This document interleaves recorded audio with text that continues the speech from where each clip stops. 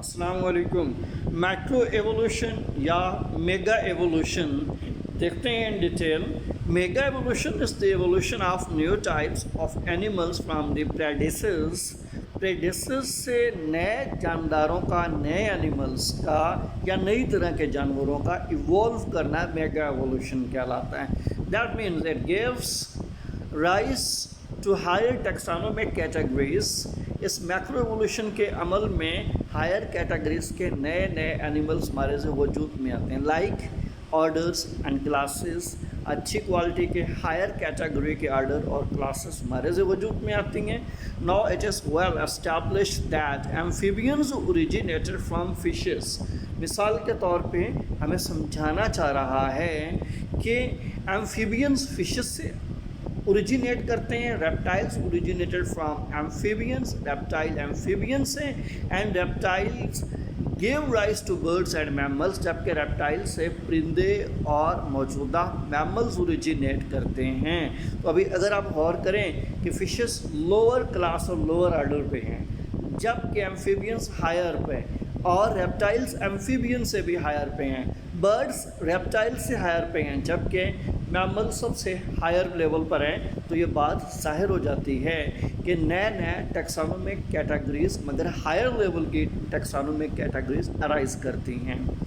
These are the examples of mega evolution. Fishes, amphibians, reptiles, birds and mammals belong to different classes, that is Pisces, Amphibia, Reptilia, Aves and Mammalia respectively. اب آپ دیکھ سکتے ہیں کہ مختلف groups کی مختلف کلاسز ہیں.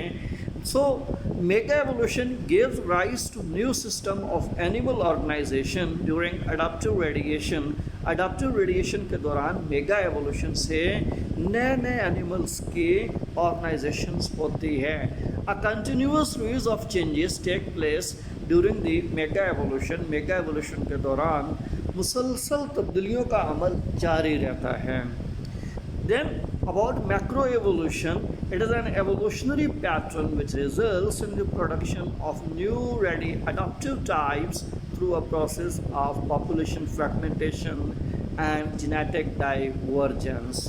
تو ویری سمپل کہ میکرو ایوولوشن ایسا ایوولوشنری پیٹرن ہے جس میں جینیٹک ڈائیورجن اور پاپولیشن فریگمنٹ کے پروسیس کے ذریعے جانداروں کی نئی اڈاپٹیشنز ہوتی ہیں یا نئی اڈاپٹیو ٹائپس ہمارے سے وجود میں آتی ہیں. تو ہم سمپلی کہہ سکتے ہیں کہ میکرو ایوولوشن میں دو پروسیس انوالو ہوتے ہیں، ایک پاپولیشن فریگمنٹیشن کا، دوسرا جینیٹک ڈائیورجنس کا. جب جانداروں کی پاپولیشنس میں پاپولیشن فریگمنٹیشن اور جینیٹک ڈائیورجنس ہوتی ہے تو پاپولیشن کے اینیملس میں نئی اڈاپٹیشنز آ جاتی ہیں جو میکرو ایوولوشن کہلاتا ہے. This type of evolution involves number 1 an early formative phase. اس میں پہلی فارمیٹیو فیز ہوتی ہے. Second a subsequent period of expansion and proliferation, جبکہ دوسرے نمبر پر اس میں ایکسپینشن آف پاپولیشن اور پرولیفریشن آف آرگنزمس بھی ہوتی ہے. And these characters are characterized by number 1 sub division of group into several new sub groups. اس میں سب ڈویژن ہوتی ہے اور بڑے گروپ کو چھوٹے گروپ میں سب گروپ میں ڈیوائڈ کیا گیا ہوتا ہے. سیکنڈ انویژن ہوتی ہے، that is invasion of several new environmental situations. نئی ماحولیاتی تبدیلیوں کے مطابق جاندار پاپولیشن میں انویٹ کرتے ہیں. Third diversification, that is the diversification of structure and biology. Population کی بایولوجی یا اسٹرکچر کو مد نظر رکھتے ہوئے وہاں پر ڈائیورسیفیکیشن بھی ہو سکتی ہے. Let's say mechanism of mega evolution. During mega evolution, the organisms of the ancestral stock attempt to enter a new zone. It's an important. جب mega evolution ہوتی ہے تو جاندار ancestral stock سے attempt کر کے نئی زون میں چلے جاتے ہیں which is uninhibited by these forms and devoid of competition.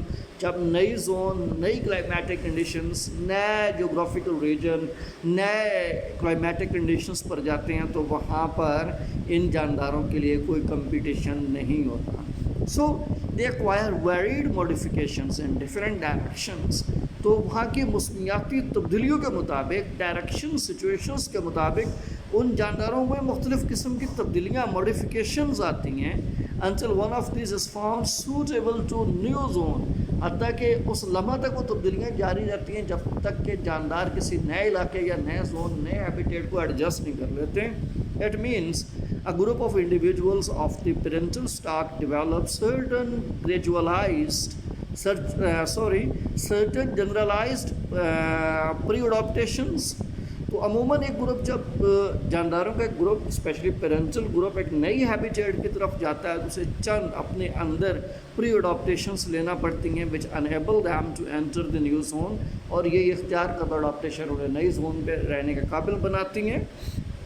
Therefore these make a breakthrough into the adaptive zone. تو adaptive zone کے اندر یا نئی زون جہاں پر جاندار رہ چکا ہے، جاندار رہنے کے قابل ہو گیا ہے، وہاں پر یہ بریک تھرو کرتی ہے and start radiating into all the available habitats. تو پھر وہاں کی تمام ہیبیٹیٹ پر وہ جاندار بکھر جاتے ہیں، وہاں ریڈیٹ کرنا، اڈاپٹ کرنا اور رہنا اسٹارٹ کر دیتے ہیں. There by developing more specialised adaptations which are known as post adaptations. تو وہاں رہتے ہوئے وہ جاندار نئی نئی اڈاپٹیشنز لے لیتے ہیں جنہیں پوسٹ اڈاپٹیشن کہتے ہیں. تو یاد رکھیے کہ جب جاندار پیرنٹل اڈاپٹیشنس کو چھوڑ کر نئی ہیبیٹیٹ پر جاتے ہیں، نئی ہیبیٹیٹ پر رہنے قابل ہو جاتے ہیں تو پوسٹ اڈاپٹیشنس کہلاتے ہیں. The mechanism of mega evolution can be explained by taking origin of reptiles from amphibians as an example. Amphibians are amphibious creatures which could live in moist places near some source of water. It's an important example لینی ہے تو ہم ایمفیبیا سے reptile کا origin بطور example لے سکتے ہیں. جیسا کہ تمام ایمفیبینس یا ایمفیبیس مخلوقات پانی میں یا پانی کے قریب رہنا پسند کرتی تھی، انہوں نے پانی کو چھوڑا اور ریپٹائلس کے اندر کنورٹ ہو گیا. Now here are typical example of Megaevolution. First, reptiles evolved as completely terrestrial forms which need not dependent on aquatic medium at any stage of their life cycle. تو reptiles عموماً terrestrial forms adopt کر چکے ہیں، water کو یہ permanently چھوڑ چکے ہیں، یا پھر ہم یہ کہہ سکتے ہیں کہ پانی کے بغیر وہ رہنے کے قابل ہیں. دونوں کنڈیشنز پر یہاں پر اپلائی ہوتی ہیں، اور زندگی کی کسی بھی سٹیج پر ریپٹائلز پانی کے بغیر رہنا پسند کرتی ہیں یا گزر بسر کر سکتے ہیں. At that time the terrestrial zone was unoccupied, devoid of competition and accessible. جب ایمفیبیس لائف ختم ہوئی، ایمفیبینس پانی سے نکل کر ٹیرسٹریل موڈ پہ چلے گئے، یعنی ریپٹائل بن گیا. جب ریپٹائل بنے ہیں تو زمین پر یا نئی ہیبیٹیٹ کے اوپر ان کا کوئی کمپٹیشن یا accessible organism نہیں تھا. The principal new general pre-adaptations which evolved in some of the ancestral amphibians to invade terrestrial zones are. It's an important. تو چند ایک اصول ہیں کہ جنرل نیو پری اڈاپٹیشنس جو اینسیسٹرل ایمفیبینس میں ہوئی اور نئی ہیبیٹیٹ پر رہنے قابل ہو گئے، تو کون سی انویڈ ٹیرسٹریل زونز ہیں. Number 1، the development of exoskeleton in the form of scales, plates, scutes which prevented desiccation of the adults. پہلا کام یہ ہوا کہ ریپٹائلس نے اپنے ایکسوسکیلٹن کو ماڈیفائی کیا. ایکسوسکیلٹن پر سکیلز آ گئے، پلیٹس بن گئی یا سکیوٹ بنے ہیں. تو due to presence of exoskeleton like other structures with scales, plates اور سکیوٹس، تو یہ خشکی پر رہنے کے قابل ہو گئے. سکیلز، پلیٹ یا سکیوٹس یہ ایکسوسکیلٹن میں سے ڈیسیکیشن کو سٹاپ کر دیتے ہیں، پانی کے ایکسیسو اخراج کو روک دیتے ہیں. خشکی پر یہ جاندار ڈرائی اپ نہیں ہو سکتے.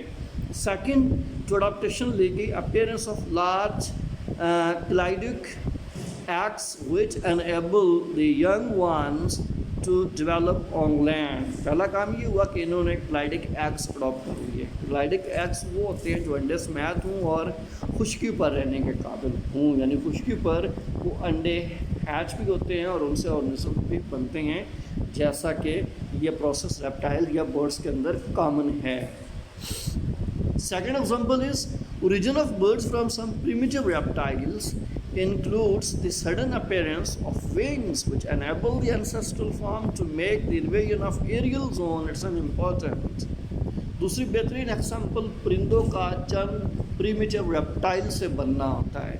तो परिंदे जब प्रीमिटिव रेप्टाइल से बर्ड्स ओरिजिनेट करते हैं, उनके अंदर विंग्स बन के यही विंग्स एंसेस्ट्रल स्पीशी को या एंसेस्ट्रल ऑर्गेनिजम्स को एरियल जोन में रहने के काबिल बना देते हैं।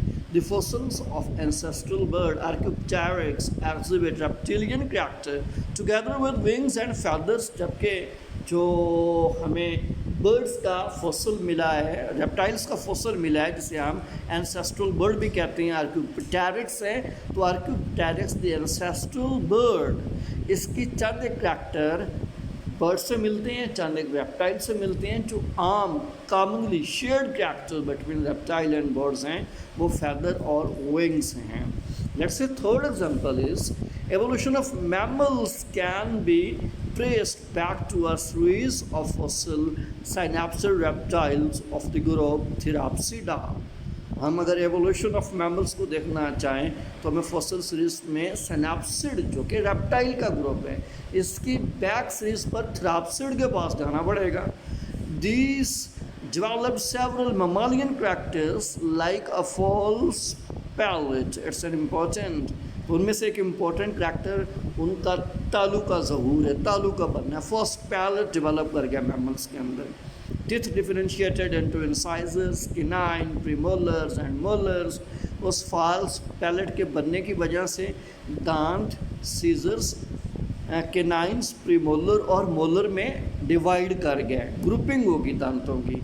Then the limbs became modified, limbs में मॉडिफाइड करके कुछ फोर लिम्स में बन के कन्वर्ट हुए, कुछ हाइंड लिम्स में यानी कुछ अगले बाजुओं में और कुछ पिछली टांगों में कन्वर्ट हो गए। So that the elbows and knees were placed under the body, जबकि जो एल्बोस हैं या नीज हैं ये बॉडी के निचले हिस्सों पे हैं। But still this forms were reptiles because teeth without roots and the quadrate and auricular bones did not form the ossicles. अब ये करैक्टर रेप्टाइल के साथ भी सिमिलर हो सकते हैं। क्यों? जो रेप्टाइल के टीथ थे उनमें रूट्स नहीं थी, क्वाड्रेट थे, आर्क्यूलर बोन्स थी, जबकि इनके अंदर ओसिकल्स नहीं थी। अब इशू ये था कि next the थ्राप्सिड group, the main pre-adaptation towards mammalian offshoot was freeing of the quadrate and auricular bones. जब मैमल्स बनते हैं तो मैमल्स की प्री अडॉप्टेशन में क्वाड्रेट टीथ या आरिकुलर बोन्स भी शामिल हैं। From the jaw आरिकुलेशन and there conversion into air ossicles, फिर इन ये बाद में एयर ओसिकल्स के अंदर या कान की अंदरूनी हड्डियों में भी कन्वर्ट हो जाते हैं। This particular change serve to purposes. तो ये तब्दीली स्पेशली कौन सी तब्दीली के तो क्वाड्रेट टाइप टीथ, दूसरी आरिकुलर बोन्स आई और तीसरा ओसिकल बोन्स, स्टैपिस, इंकस और मिलियस जैसी बोन्स जो कि हमारे दरमियानी कान में होती हैं ये बन गई हैं। तो दो पर्पस परफॉर्म कर सकती हैं। Number one, improve hearing due to presence of the ossicles. Second, direct articulation of mandible or dentary with the skull to strengthen the jaws. दूसरा काम ये होता है कि मैंडिबल बेहतर हो गया और जास मजबूत हो गया, जास स्कल के साथ अटैच हैं, लिहाजा डेंट्री या डेंटिस्ट्री जो दांतों का इशू है वो रिजॉल्व हो गया, दांत पावरफुल हो गए जो कटिंग के अंदर या दीगर कामों में भी इस्तेमाल होते हैं। Let's say special features of Megaevolution. Some following features have been discussed. Like first is it includes experimentation and exploitation of new zone. तो नई जोन में जब जानदार शिफ्ट करते हैं कुछ की एक्सप्लॉयटेशन होती है, कुछ की एक्सपेरिमेंटेशन होती है, especially by the members of the ancestral stock in several divergent lines. This experimentation involves appearance of new characteristics. जब एक्सपेरिमेंटेशन होती है तो जानदारों में नए करैक्टर्स बनते हैं विच मे prove suitable for a new zone, तो वही करैक्टर उन्हें नई जोन पर रहने के काबिल बना देते हैं। Mega evolution operates on individuals. تو میگا ایوولوشن جانداروں کے اوپر کام کرتا ہے which have developed some novel adaptation, جس سے جانداروں میں کچھ بہترین قسم کے اڈاپٹیشنس آئیں گے for the new zone but are of no use in the environment they are living. لیکن یہ بھی ہو سکتا ہے کہ وہ جس انوائرمنٹ میں رہ رہی ہوں جانداروں کے اندر وہ استعمال کے قابل نہ رہی ہوں. اڈاپٹیشنز آتی ہیں استعمال کے قابل بھی ہو سکتی ہیں اور چند ایک کے اندر وہ اڈاپٹیشنز استعمال کے قابل نہیں بھی ہو سکتی.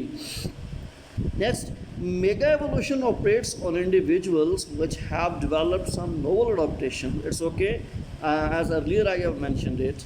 Third, the pre-adapted group of individuals crosses the ecological barriers. تو پری اڈاپٹیڈ انڈیویجول بعض اوقات ایکولوجیکل بیریئر کو کراس کرتے ہیں and make a break through into the new zones, اور نئی زون کے اندر رہ کر بریک تھرو کر لیتے ہیں.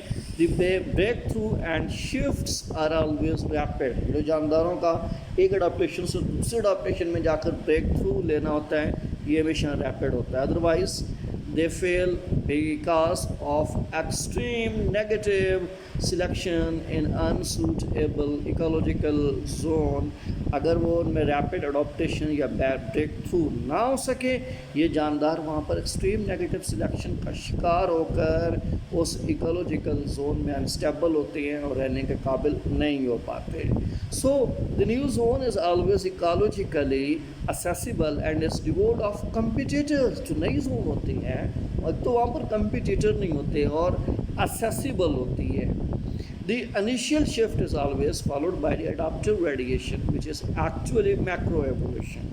تو جب نئی جگہ پر جاتے ہیں انیشیل شفٹ لیتے ہیں وہ جانداروں کے لیے ہمیشہ اڈاپٹیو ریڈیشن سے ہوتی ہے اور یہی اڈاپٹیو ریڈیشن دراصل میکرو ایوولوشن ہوتا ہے. Thank you for watching mega evolution. Stay